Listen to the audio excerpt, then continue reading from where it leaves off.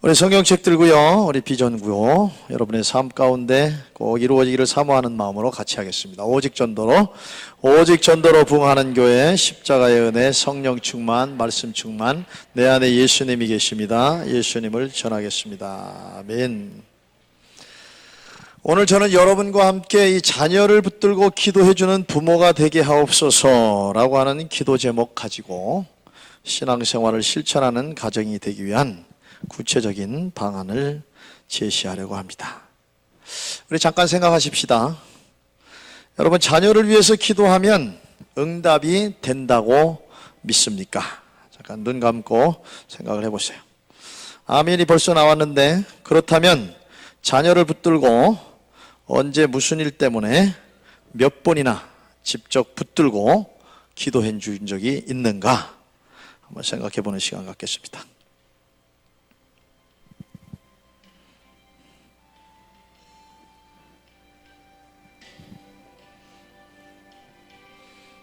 자녀를 위해 기도하면 응답이 된다고 믿습니까?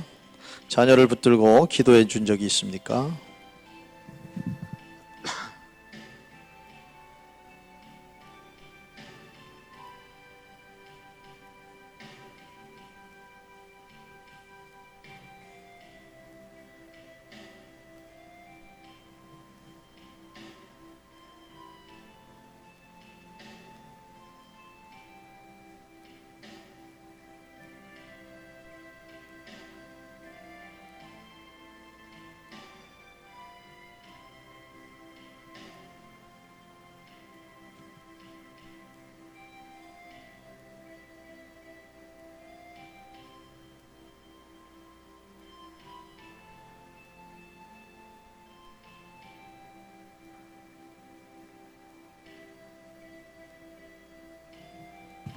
생각해 보셨죠?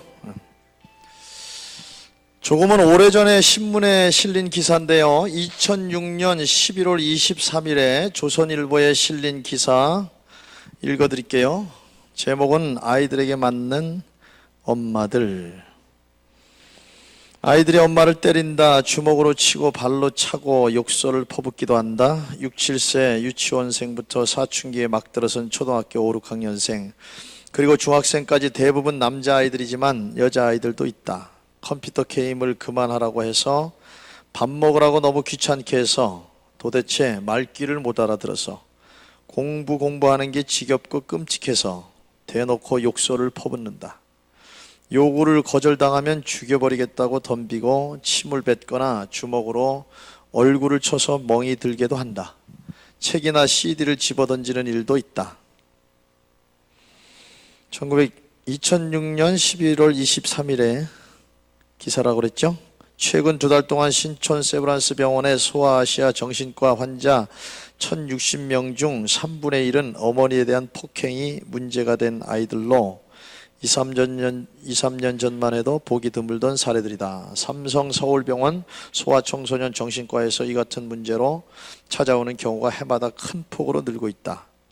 폭력을 동반한 반항과 품행 장애가 주 증상인 소아 청소년기 행동 정서 장애 사례가 2000년에는 전체 3,382명 중 1,320명으로 39%였던 것이 2003년에는 5,755명 중에 2,367명 41%로 늘었고, 부모에게 폭행하는 아이들이죠.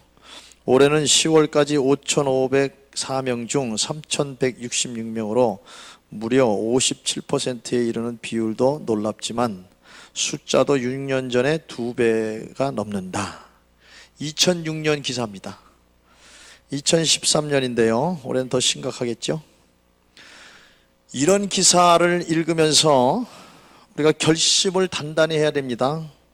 신앙생활을 실천하는 가정을 만들기 위해서 기도하며 만들어가는 것은 건강한 가정을 만들기 위한 아주 중요한, 가장 귀중한 최우선의 방안이다. 이런 생각하고 결심을 단단하게 하고 신앙 실천하는 가정으로 만들어 가야 되는 것입니다. 오늘날 유태인들이 자녀들이 얼마나 순종을 잘하는가 하면요, 제가 책 보면서 이 설교 준비했다고 그랬죠. 물론 다 그렇지는 않겠지만은 예를 들면 이런 거예요. 실제로 일어난 일인데, 유태인 자녀들이 이렇게 야구를 하다가요, 엄마가 밥 먹을 시간 돼서 밥 먹으라고 그렇게 아이를 부르잖아요. 그러면 야구 방망이를 들고 타석에 섰다가 방망이 바로 내려놓고 엄마를 따라 나선다고 그럽니다.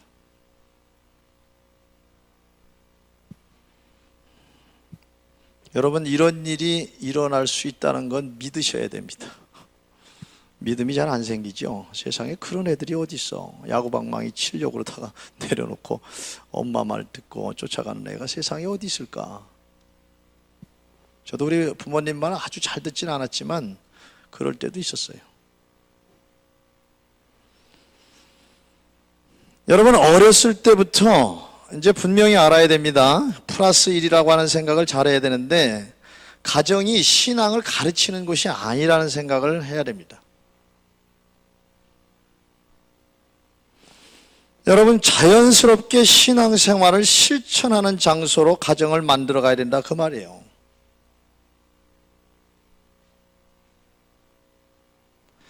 아이들이 그렇게 신앙 실천을 하는, 그것이 생활화되고 그것이 삶이 된 그런 가정 속에서 이렇게 자라나는데 어떻게 부모 말에 순종하지 않겠냐, 그 말이에요. 그런 믿음을 좀 가지시기 바래요.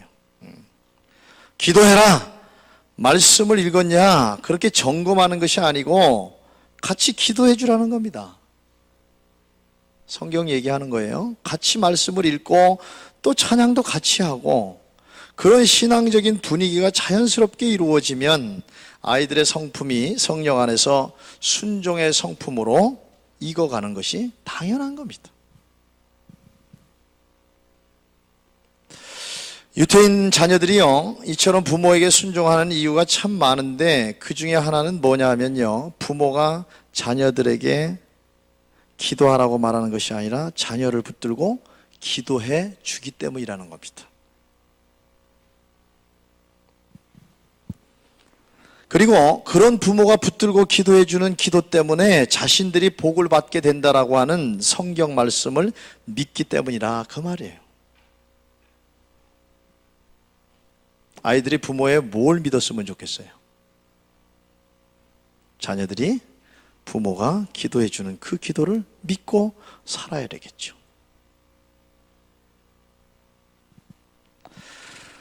여러분, 믿음이라고 하는 것은 행함입니다. 믿음이라고 하는 건 행함이죠. 그 행함이라는 게 구체적으로 뭐예요? 실천하는 겁니다. 교회에서 기도를 배우면 생활 속에서 기도를 실천하는 것이죠. 교회에서 찬양을 배우면 생활 속에서 찬양을 실천하는 것이죠.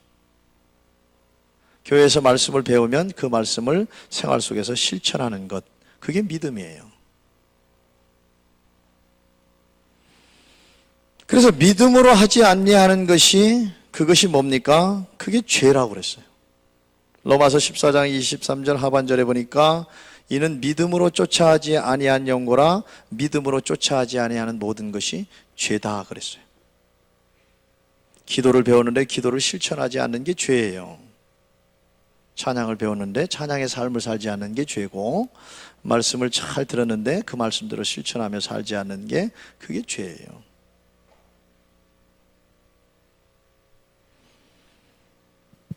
오늘날 유태인들은 자녀를 위해서 기도하는 것이 아니라 자녀를 붙들고 기도해 준다라고 하는 것이 우리하고 상당히 다릅니다. 오늘날 개신교는, 기독교는 자녀를 위해서 뭐 일주일 새벽 기도를 한다든지, 아니면 뭡니까? 아이들 입시철 되면은 뭐 40일 작전 기도를 하고 뭐 100일 작전 기도를 하고, 그런 건 열심히 해요. 근데 자녀를 탁 붙들어 놓고 앉혀놓고 기도해 주는 게 잘 안 됩니다.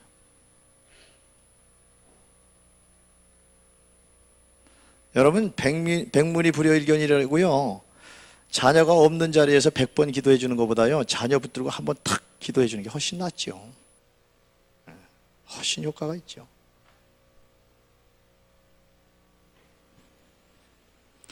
아브라함의 4대 가문을 통해 이어져 온 자녀의 머리에 손을 얹고 기도하는 전통을 유태인들은 오늘 그대로 이행하고 있다는 겁니다. 하나님의 저주를 받아서 완전히 멸망하고 세계 곳곳에 흩어져서 유태인 도시를 만들고 그러면서 정신 차리고 그때부터 한 것 중에 하나가 뭐예요? 자녀에게 손을 얹고 축복 기도를 해주는 그걸 하기 시작했다 그 말이에요.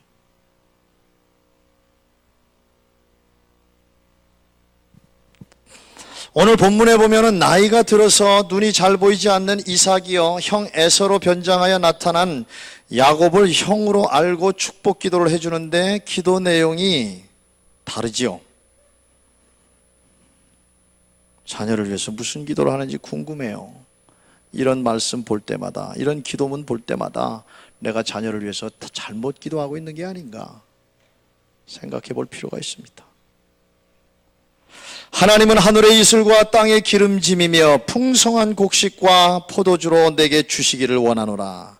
만민이 너를 섬기고 열국이 내게 굴복하리니 내가 형제들의 주가 되고 내 어미의 아들들이 내게 굴복하며 내게 저주하는 자는 저주를 받고 내게 축복하는 자는 복을 받기를 원하노라. 뒤늦게 도착한 에서가 이삭에게 기도를 해달라고 합니다. 더 이상 축복의 기도를 할 것이 없다고 그랬어요. 장자에게 해주어야 될 축복 기도를 이미 다 형으로 위장하여 대신 받은 야곱에게 다 해주고 말았기 때문입니다. 그런데요, 에서에게 믿음이 있었어요. 어떤 믿음이 있습니까? 아버지의 축복의 기도를 꼭 받아야 된다고 하는, 그리고 아버지의 축복 기도가 그대로 이루어진다라고 하는 믿음이 있었어요. 그래서 억울해하면서 통사정을 하면서 결국 다음과 같은 기도를 받게 되지요. 27장 39절에 보니까 그 아비 이삭이 그에게 대답하여 가로되 너의 주소는 땅의 기름짐에서 뜨고 내리는 하늘 이슬에서 뜰 것이며 너는 칼을 믿고 생활하겠고 내 아우를 섬길 것이며 내가 매임을 벗을 때에는 그 멍에를 내 목에서 떨쳐버리리라. 이 기도를 받습니다. 여러분, 기도의 내용은 간단해요. 야곱에게 한 기도는요, 하나님이 함께 하심으로, 하나님을 잘 믿음으로, 믿음의 대를 이어감으로 땅의 풍성한 복과 영적인 풍성한 복을 누리게 될 것이다. 그 기도입니다. 에서에게 한 기도의 내용은요, 스스로의 힘으로 세상을 살아가야 된다. 그 기도예요. 그런데 이 기도대로 됐다는 것이죠. 야곱의 후손에게서 이스라엘 민족이 태어나게 되었고 에서의 후손에게서 에돔 민족이 태어납니다. 역사 속에서 보면 에돔 민족은 하나님을 믿지 않는 민족이 되어버리고 결국 로마 시대에 영원히 역사 속에서 완전히 사라지게 됩니다. 하나님을 믿고 하나님을 의지하는 신앙생활을 하는 것이 아니라 자기 자신을 믿고 살게 될 것이다 라고 하는 기도를 받았던 에서와 그의 후손인 에돔 족속은 세상에서 지금 있지 않습니다.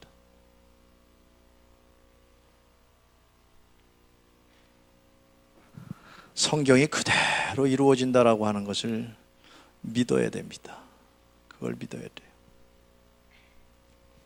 오늘날 유태부모는요, 자녀들에게 부모의 기도의 권위를 가르쳐 줍니다. 부모가 하는 기도는 그대로 이루어진다라고 하는 것을 믿고 가르쳐 준다는 거예요. 그리고 실제적으로 실천을 부모가 한다는 겁니다. 죄송합니다. 여러분, 기도에 대해서 얼마나 많은 설교를 들었어요. 처음에 잠깐 생각해 보라고 그랬잖아요. 지금까지 자녀를 붙들고 혹은 자녀의 머리에 손을 얹고 기도해 준 적이 몇 번 있습니까?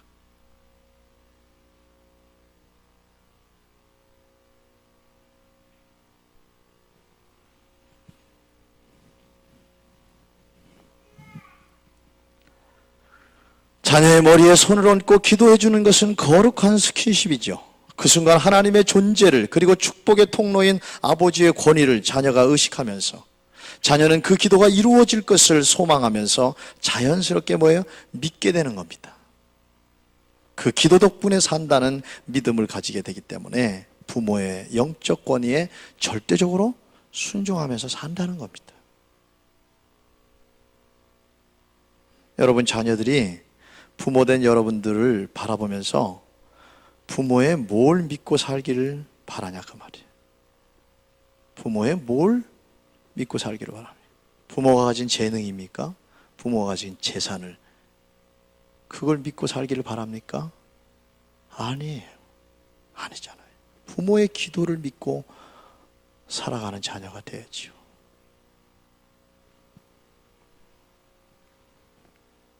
유태인들이 신앙의 원조이기 때문에 엉망진창으로 신앙생활하던 그들이 하나님의 저주를 통해서 멸망을 받았기 때문에, 그리고 정신 차리고 오늘날 신앙생활을 하기 때문에, 우리도 믿음의 조상 아브라함의 후손이기 때문에 유태인을 신앙의 모델로 삼을 필요가 있죠.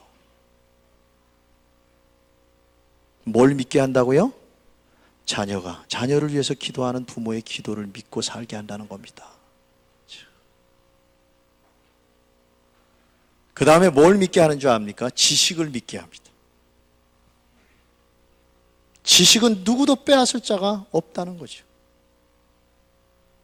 오랜 세월 동안, 수천 년 동안 나라 없는 민족으로 살았기 때문에 그들이 지식이라고 하는 것이 가장 중요하다는 걸 아는 거예요.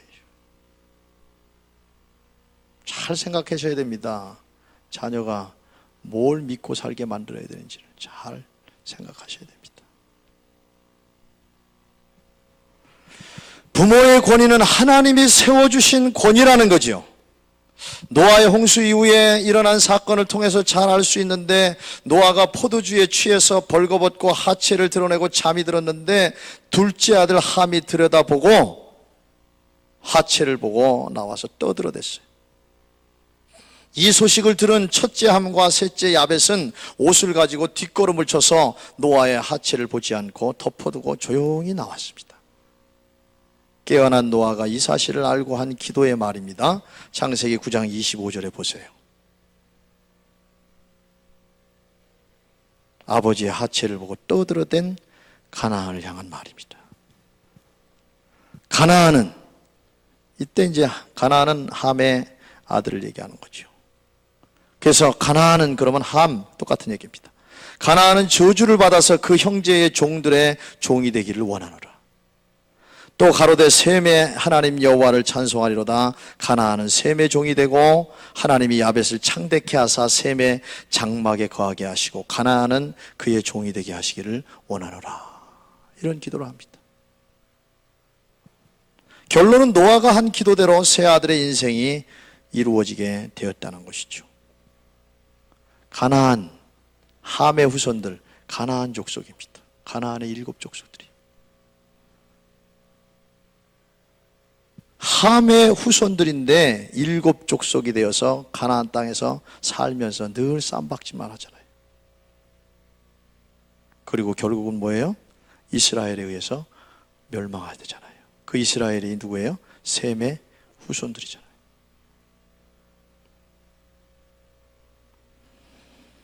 야벳의 후손은 축복을 받게 되었고 함의 후손은 저주를 받게 되었다라고 하는 것이죠. 아버지가 어떻게 자녀를 저주할 수 있겠는가? 라는 질문에 대한 답을 하기는 쉽지 않습니다. 그러나 이 내용에서 분명한 것은 뭡니까?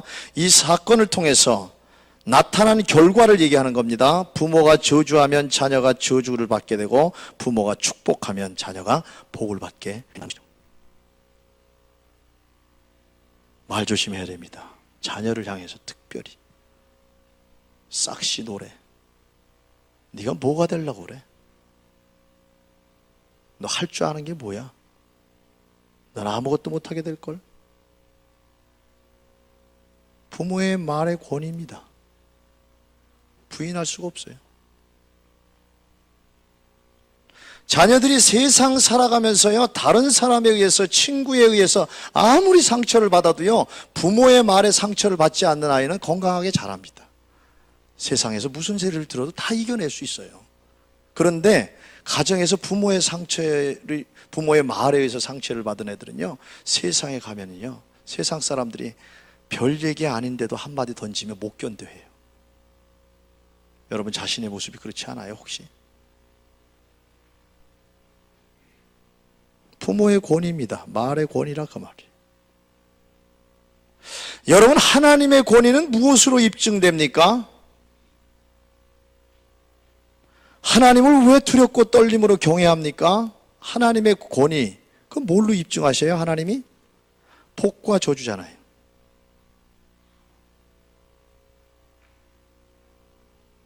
믿음이 제대로 들어가기 시작하면요, 하나님 나에게 복을 주시는 분으로만 보이는 게 아니라 나에게 저주도 주시는 분이다, 그렇게 믿는 게 진짜 믿음이에요.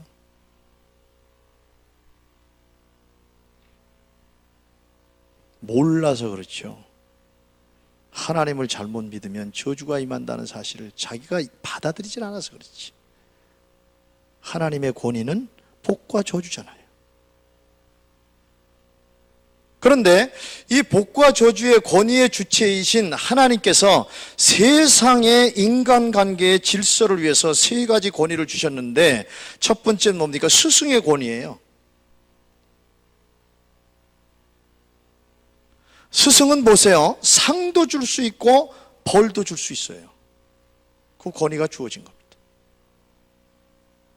부모 보세요, 자녀에게 상을 줄 수도 있고 벌을 줄 수 있는 권위가 주어졌잖아요. 그리고 세 번째, 영적인 지도자인 목회자에게, 성도들에게 복을 빌어줄 수도 있고 벌을 내리는 기도를 할 수 있는 권위를 주셨잖아요.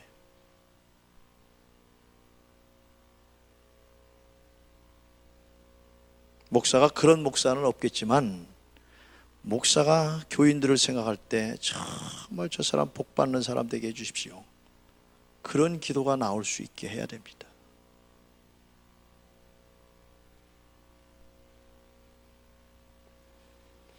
여러분, 이 세 가지 권위를 무시하면요, 인간 세상 어떻게 되는지 알지요? 오늘날 세상 돌아가는, 특별히 이 나라 돌아가는 현실 속에서 질서가 깨어지고 혼란스러운 세상 되는 것 중에 한 가지 원인을 말한다고 하면 이 세 가지 권위가 깨어지고 있기 때문에 그래요.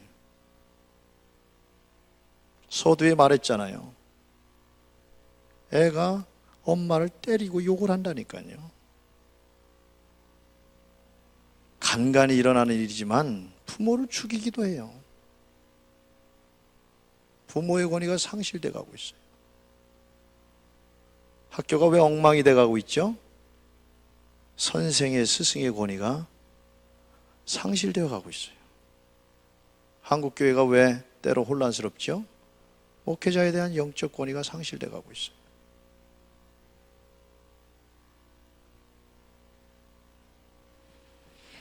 그만큼 하나님께서는 위계 질서를 중요시 여기시기 때문에 위계 질서를 위해서 권위를 부여하셨다는 겁니다. 우리는 인간사의 위계 질서를 위해서 누구나가 권위에 순종하며 살아야 된다는 겁니다. 그 중에 하나님께서는 부모의 권위를 중요하게 보신다고 하는 얘기를 하고 있는 겁니다. 여러분, 생명이 부모를 통해 주어진 것이기 때문에 부모의 권위는 하나님의 권위처럼 중요하다, 그 말이에요. 자녀된 우리들이 이것만 분명하게 기억한다라고 하면, 생명이 부모를 통해서 하나님께서 주신 것이기 때문에 라고 하는 것만 잊지 않는다라고 하면 부모의 권위는 세워져 갈 수밖에 없는 겁니다. 하나님께서 가정의 영적인 위기 질서를 얼마나 중요시 여깁니까? 오늘날 유태인들은 부모가 기도한 대로 이루어진 성경에 기록된 사건을 그대로 읽으면서 부모가 자녀를 붙들고 기도해주면 기도가 그대로 이루어진다는 것을 오늘날 가르쳐주고 믿고 실제로 붙들고 기도해 준다는 겁니다.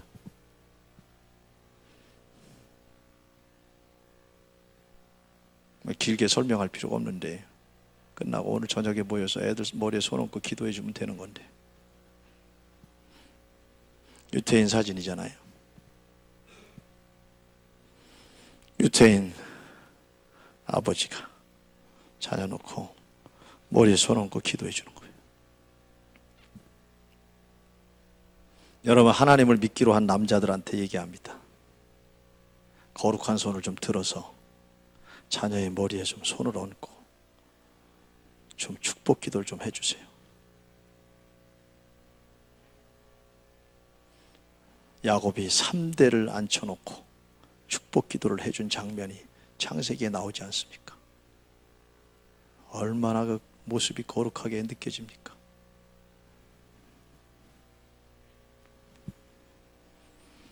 우리가 한 가지 더 생각해 보아야 될 것이 있는데, 우리가 이삭이 야곱과 에서를 위해서 기도해 준 내용을 보면서 무엇을 위해서 기도해 줘야 될지에 대해서 깊이 생각해 볼 필요가 있습니다.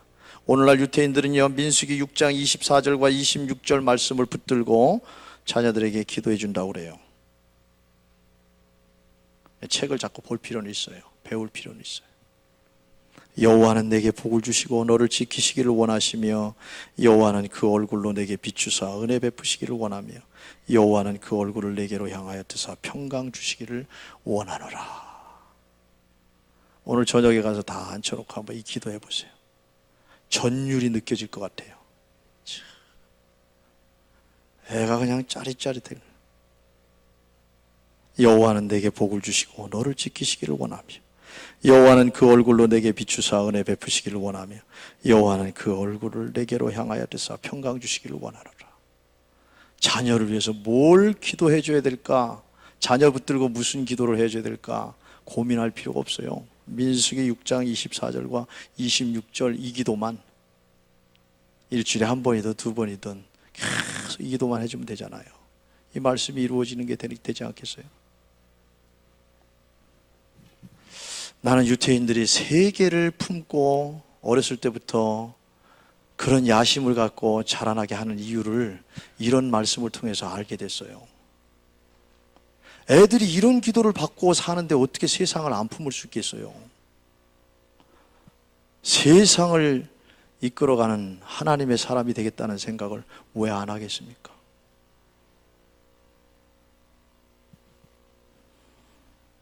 유태인들은 자녀들이 하나님을 경외하게 해달라고 기도한답니다. 그게 가장 중요한 기도랍니다. 건강도 아니고요, 지혜도 아니고, 재능도 아니고, 출세 성공도 아니고, 자녀들이 하나님을 경외할 수 있게 해달라고 기도한답니다. 그 다음에 두 번째 기도하는 게 뭐예요? 성공적으로 율법을, 토라를 공부함으로 좋은 인생이 되게 해달라고 기도한다는 거예요. 말씀을 잘 배우고 그 말씀대로 살게 해달라고 그렇게 기도해 준다는 거예요. 자, 차원이 달라요. 오늘 우리들도 자녀들이 영적인 복을 누리면서 살게 해달라는 기도 끊임없이 해 주어야 됩니다. 구원의 확신을 갖고, 영생에 대한 확신을 갖고, 하나님께서 함께 하신다는 확신을 가지고 살 수 있게 해달라고 붙들고 기도해 줘야 됩니다. 기도와 말씀과 찬양의 복을, 예배의 복을 누리며 살게 해달라고 붙들고 기도해 줘야 됩니다. 복의 근원이 될 것이다. 믿음으로 복의 근원이 될 수 있게 해달라고 붙들고 기도해 주어야 되는 것입니다. 그러지 않으면요, 자기 힘대로 사는 거예요. 자기 힘대로 사는 게 얼마나 힘든 겁니까? 이렇게 기도해 주는데 하나님이 함께 하시는 걸 경험 못 하겠어요? 하나님이 인도하시는 걸 경험 못 하겠어요? 하나님이 도와주시는 것을 경험 못 하겠어요? 일찍이 어렸을 때부터 경험하면서 살겠죠. 저도 유태인의 신앙교육에 관한 책을 읽기 전에는 자녀를 붙들고 기도해 주는 것을 자주 못했습니다. 그런데 이와 같이 설교를 준비하면서 기도를 내가 자주 해줘야 되겠다, 그런 마음이 들었어요. 제가 최근에 실천하고 있는 이야기 참고 삼아 여러분에게 전하려고 합니다. 우리 집 여자들은 이제 한 명은 이제 내일 모레 들어오지만, 여자들 둘이 있는데 좀 이상한 증세가 있어요. 뭐가 이상하냐면 화장실에 들어가서 말이 많아지더라고. 두 여자가 이렇게 화장실에 들어가면 뭔 얘기를 하는지 아주 시끌시끌해요. 밖에 소파에 앉아있으면 무슨 소린지를 잘 모르겠어요. 그래서 뭐 30분이고 1시간이고 그냥 거기서 계속 노닥거리다가 나오는 거예요. 엊그저께인가 소파에 이렇게 앉아있는데 두 여자가 화장실에 이렇게 들어갔는데, 엄마 변태야? 뭐 그런 소리도 들리더라고. 도대체 화장실에서 나만 모르는 무슨 일이 일어나는지 그것이 알고 싶을 때가 있어요. 그래서 제가 바깥에서 어떨 때는 상상을 합니다. 가끔 상상을 해요.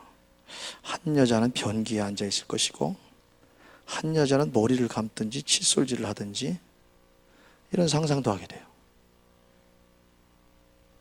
그러던 어느 날 화장실에서 한참 이야기를 하더니 막내가 나왔어요. 근데 분위기가 아주 묘하대, 싸늘하더라고. 그래서 자기 방으로 쑥 들어가 버리더라고. 화장실에서 무슨 일이 일어났었나. 그리고 잠시 뒤에 한 여자가 나왔는데 우리 집사람이에요.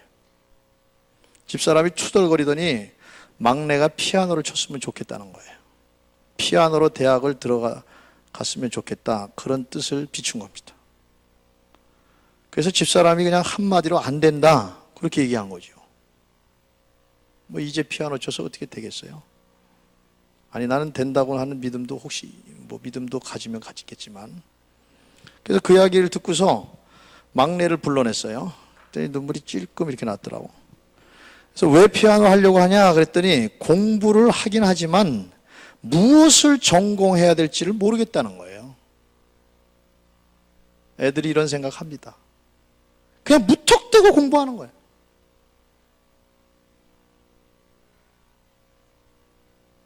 수능 시험을 보고 나서도 무슨 학과를 가야 되는지를 모르고 공부를 하는 거예요.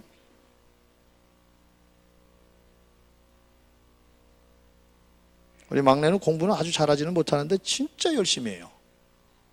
얘는 뭐 카톡이고 뭐고 진짜 안 합니다. 근데 이 진로에 대해서 자기가 무엇을 해야 될지를 모르겠다는 거예요. 그런데 피아노는 당장 굉장히 치고 싶다는 거예요. 그래서 내가 얘기했죠. 알죠? 현모양처. 너 현모양처 하기로 했잖아. 그랬더니 뭐라고 그러는지 알아요? 결혼하기 전까지는 돈 벌어야 되지 않냐는 거예요. 애들이 돈 벌어야 된다는 생각도 해요.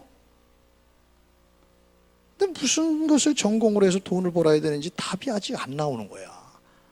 답을 학교에서 가르쳐주지 않고 공부만 하라는 거예요.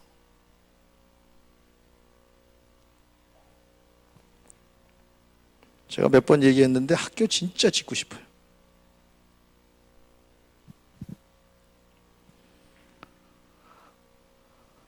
그래서 피아노를 도전해 보겠다는 거예요.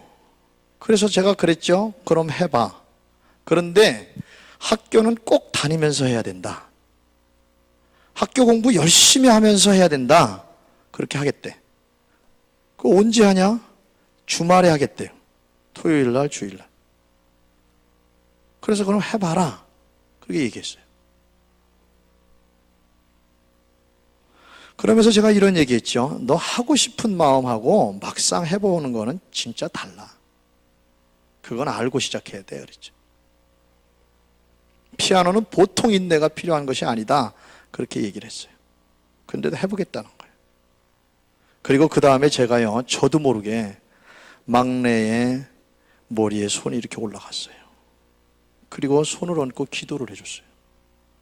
제가 다음 주에 얘기하겠지만 저 그런 사람 아닙니다. 그렇게 스킨십 있는 사람 아니에요. 정말 어색해하는 사람입니다. 부모로부터 그런 것을 받아본 적이 없기 때문에 안겨본 기억이 없어요. 근데 뭐예요? 말씀대로 자녀를 위해서 내가 바뀌어야 되겠다는 생각이 드는 겁니다. 손을 얹고 기도했어요. 기도 대단한 기도하는 거 아닙니다. 예업이가 피아노 치고 싶다고 그래요. 최선을 다할 수 있게 하시고 인내심도 주세요. 공부도 열심히 하면서 피아노도 열심히 두 가지 다 해낼 수 있게 해주세요. 예수님의 이름으로 기도합니다. 아멘. 그랬더니요, 막내가 막 울면서 나한테 안기는 거야. 그러면서 아빠 고마워, 아빠 고마워 그러더라고.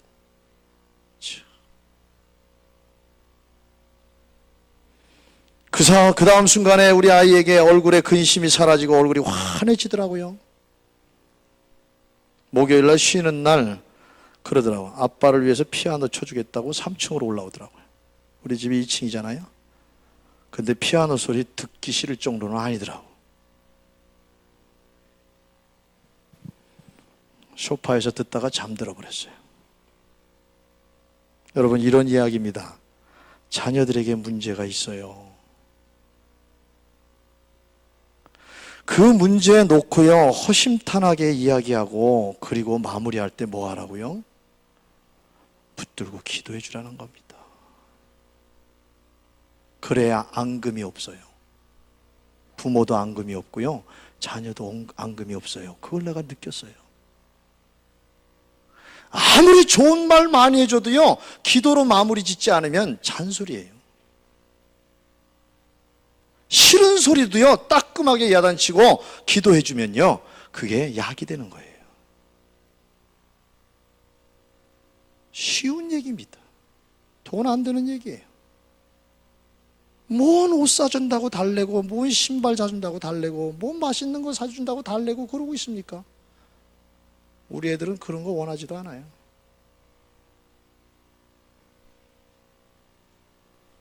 그렇게 기도로 마무리하면 자녀는 부모에 대한 존경의 마음을 갖습니다. 우리 부모님이 정말 신앙으로 나를 키우는 거구나, 기도를 믿는 거구나, 그런 마음을 갖게 되는 거예요.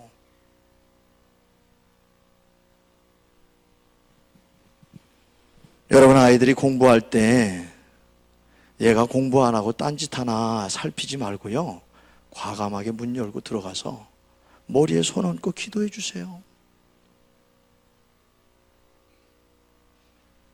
일주일에 공부 하루 했잖아요.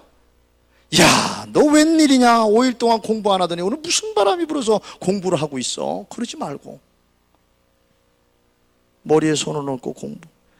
얘가 작정을 했습니다. 마음을 먹었습니다. 이 작정한 마음이 계속 이어지게 해주십시오. 그 기도가 인간적인 말 1000마디 만마디 하는 것보다 훨씬 효과적이라니까요.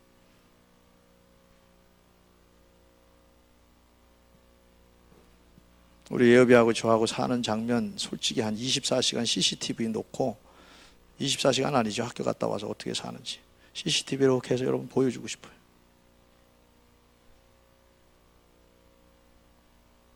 걔는요, 자기 할 일이 아무리 있어도 말이죠, 제가 수박 가져와라 그래서 수박 먹잖아요.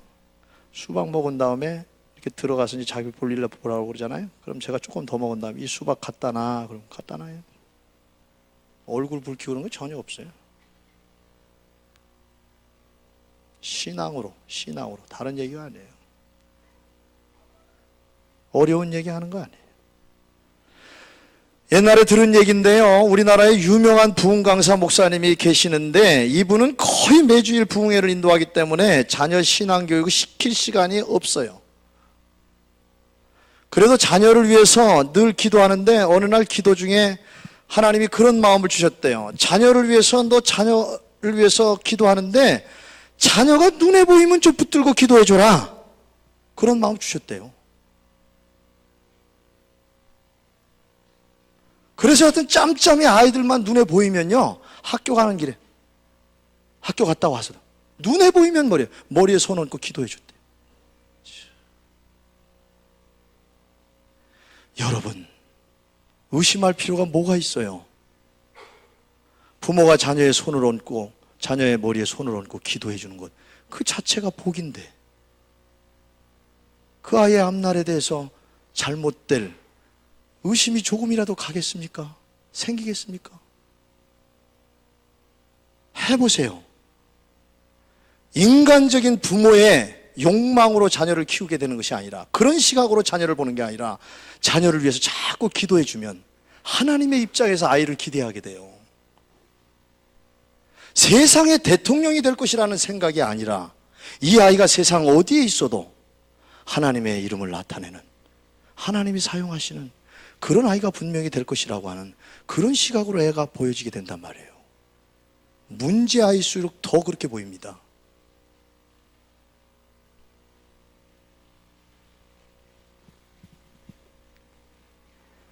거기다가 부부가 서로 마주하여 기도를 하는 그런 모습을 보여준다면 더 놀라운 일이 일어나지 않겠어요? 부부가 어쩌다 만나면 사담이나 하지, 부부가 서로 기도 제목 나누고 기도하면 얼마나 좋겠습니까? 14년, 15년 전에 경험한 일입니다. 오산지방에서 목회자 부부 터키 성지순례 간 적이 있어요.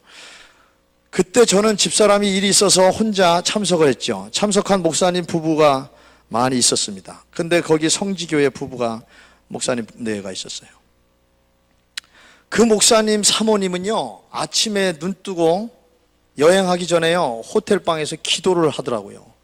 그런데 그 소리가 얼마나 컸던지 다른 방에서 다 들리는 거예요. 로비에서 다 들리는 거예요. 그래서 목사님들이 이제 큰일 났다 그러는. 여러분, 바울이여 터키 초대 교회에 다 전도한 지역 아닙니까? 근데 그 이슬람 국가가 돼버렸잖아요, 터키가. 그래서 오늘날은 이슬람 국가가 됐어요. 그런데 거기서 큰 소리로 호텔에서 기도하다가 우리들 다 붙잡혀가면 어떻게 되냐, 그렇게 농담 반 진담 반 같은 얘기를 했어요. 이슬람 국가가 얼마나 무섭습니까? 그랬더니 그 목사님이 하시는 말씀이, 우리가 한국말로 하고 또 방언도 열심히 하더라고. 방언이 참 좋더라고. 그럴 때 방언으로 기도하는데 누가 우리 기도 소리를 알아듣겠냐고. 그러면서 하시는 말씀이, 바울이 전도한 이곳이 다시 기독교를 믿는 나라가 되도록 목사님들도 기도해 주세요 그러더라고. 누가 그런 생각을 했겠어요? 여행할 생각만 했지. 저도 매일마다 아침에 그 부부 목사님 내외 그 기도 소리 듣고 정말 은혜 속에서 성지순례를 하게 된 겁니다. 부부가 기도하는 소리, 부모가 기도하는 소리 자녀가 듣는다고 생각해 보세요. 싸움하는 소리 듣는 게 아니라 그 기도 소리를 자녀들이 듣는 것 자체가, 그리고 자녀들을 붙들고 기도하는 그 부모의 기도 소리를 듣고 살아가는 자체가, 그게 복이 아닙니까? 복된 소리를 듣고 살아가기 때문에 악을 멀리하게 되는 것은 물론이고, 하나님께서 주시는 크고 놀라운 비전을 품고 세계를 향해서 나아가는 인생이 분명히 될 것입니다. 가정을 기도를 실천하는 장소로 만들어 보십시오. 크고 놀라운 하나님의 역사가 가정에서부터 자녀를 통해 시작될 줄로 믿습니다. 구약 성경에 보면요, 양육으로 번역된, 우리나라 말로 양육으로 번역됐는데 양육으로 번역된 히브리어가 참 많아요. 근데 그 중에 바라크라고 하는 양육으로 번역된 히브리어 단어가 있는데요, 이 바라크라고 하는 단어는 원어가 무릎이라는 뜻입니다. 그리고 복을 빌다는 뜻이에요. 제가 그 바라크라고 하는 이 양육으로 번역된 단어를 딱 원어의 뜻을 보면서 이런 마음이 들었어요. 양육이라는 게 뭐냐? 무릎에다가요, 자녀를 앉혀놓고 복을 빌어주는 거. 그게 양육이다. 그 생각을 했어요. 자녀를 키우는 게 뭘로 키우는 거예요? 자녀를 뭘로 키우고 있습니까? 무엇으로 키우면 가장 확실하게 자녀를 잘 키울 수 있다고 생각하냐까 말이에요. 바라크예요, 바라크. 무릎에다 앉혀놓고 복을 빌어주는 거예요.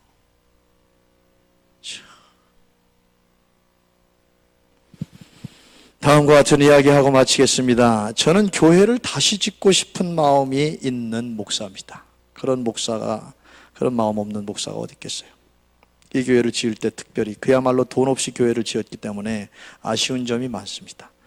엘리베이터가 없어요. 레스토랑 분위기 나는 식당 없어요. 북카페도 없어요. 창문이 왜 이렇게 작은지. 이 창문이 2층에서 1층까지 쭉 내려가요. 우리 집 들어오신 분들은 알지만요, 빛이 거의 안 들어와요. 하루 종일 집에 있으려면 전등 2개 켜놓고 지내야 됩니다.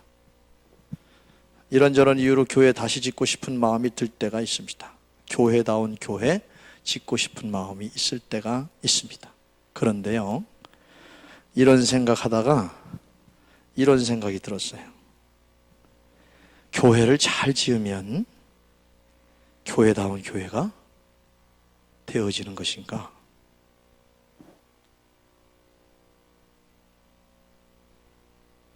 그럴 것 같아. 교회를 잘 지으면 교회다운 교회가 되어질 것 같아. 아니요. 몇 천석짜리 교회 지으면 레스토랑 분위기 나는 교회 지으면, 부대시설로 스포츠룸이나 북카페 지으면, 최고의 음향과 영상시설 만들면, 최고의 악기로 연주하면 교회가 교회다워지는가? 아니요. 저는 절대로 아니라고 봅니다. 그건 한국 기독교 역사책을 읽어보면 알아요. 그 시대 다 어렵게 살았지만 사과 상자 놓고 그 위에다가 그냥 흰옷 보재기 올려놓고 초가집에서 그렇게 박 터지면서 모여들면서 신앙생활 했을 때 한국 교회의 부흥의 기초를 그때 다 닦아놓은 겁니다. 오늘날 교회가 엄청나게 저되고 크게 저되고 화려하게 저되지만은 교회가 교회다워지고 있습니까?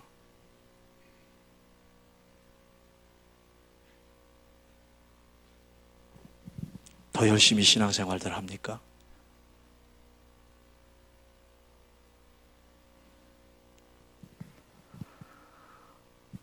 교회를 잘 지어서 교회가 교회다워지는 게 아니고요, 상식적인 얘기하는데 교인 한 사람 한 사람이 교인다워져야 교회가 교회다워지는 거예요. 책임 전가, 강단에서 여러분에게 책임 전가하는 겁니다. 교인이 교인다워져야 교회가 교회다워지고, 교인이 교인다워져야 교회가 성장하는 거예요. 사도행전의 이야기입니다.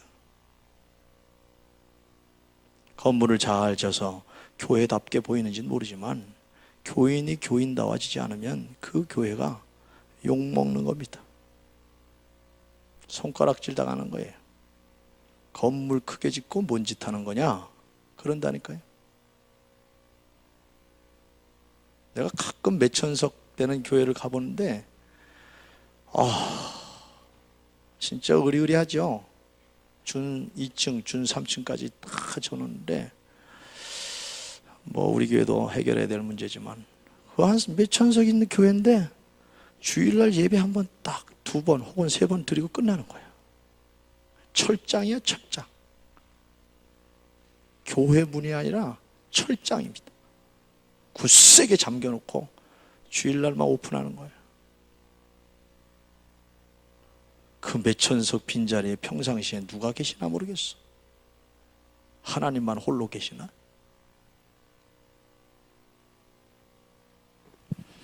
기독교는 끊임없이 종교개혁해야 됩니다. 그 종교개혁의 핵심이 뭐죠?